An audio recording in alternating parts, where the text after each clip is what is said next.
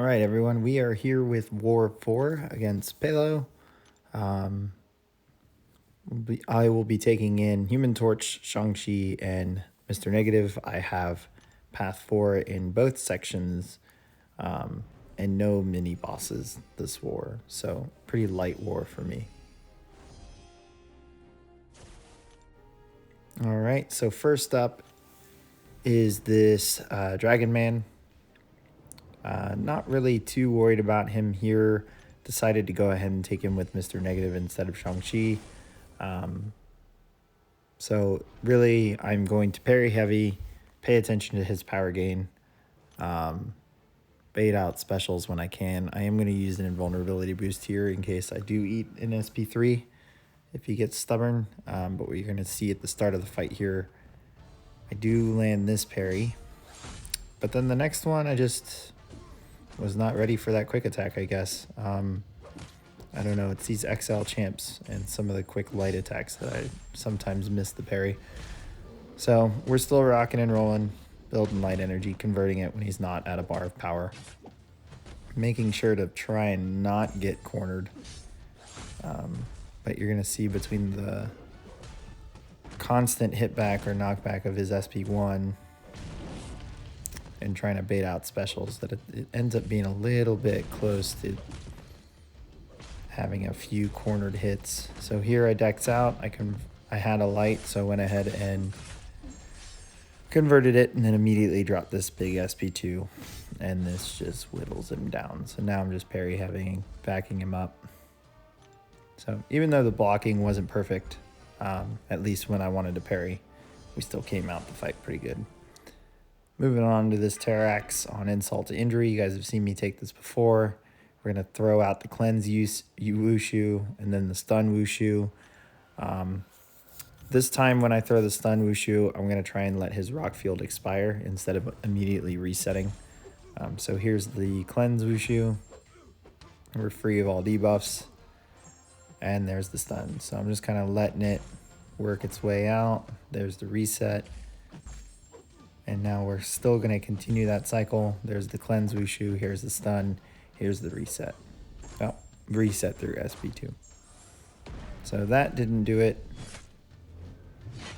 And it decks this special too. And then it's just going to be comboing out wushus that actually ends up taking him out. I believe I actually finished it with this heavy. Boom. So easy section 1 for this war. All right, moving on to this Yellowjacket on Footloose. Now, we originally signed Ghost, but didn't feel too confident about it. So we decided to go ahead and go with Shang-Chi, and I felt confident about it just between the slow and the class advantage. So game plan here is to throw the slow wushu, maybe throw the cleanse wushu from time to time if he's about at an SP1 in case we fail a dex and get power sting on us. Throw the stun wushu, preferably through his block instead of trying to parry to land it so that we don't build any bonus energy for him or bonus power for him through kinetic transference, and then reset. So you can see here it's going smooth so far. My spacing's working out really well when it comes down to his SP1s. Rotation's working out really well. Here's the first SP2.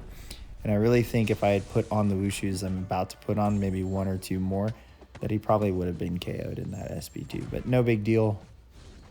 As you see here, it's going to be a super smooth finish. So very, very good counter for this node. Moving on to the next one I was pretty excited about. Manthing here, taking him with Mr. Negative. In theory, Mr. Negative is immune versus Manthing to poison, since he is immune to nullify, fate seal, and stagger. So we're never going to have a buff convert and turn into an armor break and a poison. So the only 2 debuffs from this node, as long as we never get hit, are from the special burst lockdown, the armor break and the heal block. So parry heavy there. We're going to convert these light charges by getting a blocked evade counter ready. Now we're going to bait out his SP1 now that we're at SP2. He's going to be a little bit stubborn about it, which is fine. We're really low on light charges, So it's actually going to give us an opportunity to make the special 2 even bigger. Here it is. Now we're going to evade counter from across the map and drop this big SB2. And you can see just with 18 dark energy, or dark degen, he's just going to melt. Melt, melt, melt, melt. So easy fight for Mr. Negative. Moving right along to another one I was quite excited for, Shang-Chi versus Void. Here we're going to focus on the cleanse Wushu. Maybe not reset it right away after using the stun Wushu if one of his debuffs is about to place. So we'll play this out slow. There's really no fear of going unblockable here. We can manage all the debuffs from this node easily. In fact, we're going to go unblockable from time to time, even without our unblockable Wushu. So you'll see me throw the slow Wushu in there sometimes. It's just to up the chi charges before dropping the SB2. But going well so far. Here's the first SB2, some big damage. Obviously, I can build more charges. There's just not really a point in my mind to really harp on trying to build as many charges as possible before dropping this SB2, because as you can see, the fight goes really quickly, or goes really quick. So down he goes. This is a fun fight. We're moving on to my last fight, one that I was kind of worried about, not really worried about, just the fact of high ground and the fact ebb and flow intercept is on this node. Taking it with Human Torch and the pre-fight so that we don't feed high ground. Here you're going to see me kind of manage the combo from time to time. I am going to throw an SP1 to get one of the high ground charges off early in the fight. But game plan here is when we're far from a high ground charge being placed, we're going to medium, light, medium.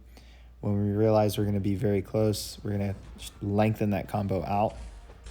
Probably to a 4 or 5 hit combo if we can pass the 10 hit threshold, just to remove high ground. I'm still going to take blocked hits so that I can keep temperature up, but what you're going to see as well is that I do decide to throw heavy attack counters to his SP1 like here, so we don't have to worry about taking blocked hits as much, given that the global is high ground, so that we can avoid some of that damage.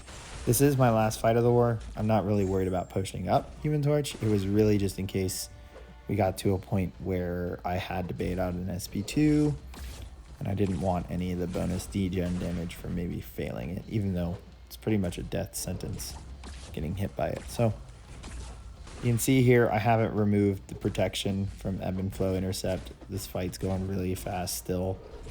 We're at about a minute. This would be like a 30-second fight without it. And I decide we're close enough here. I'm just going to drop this SP2. I'm going to bully him against the wall. And down he goes. So really chill, really easy war for me.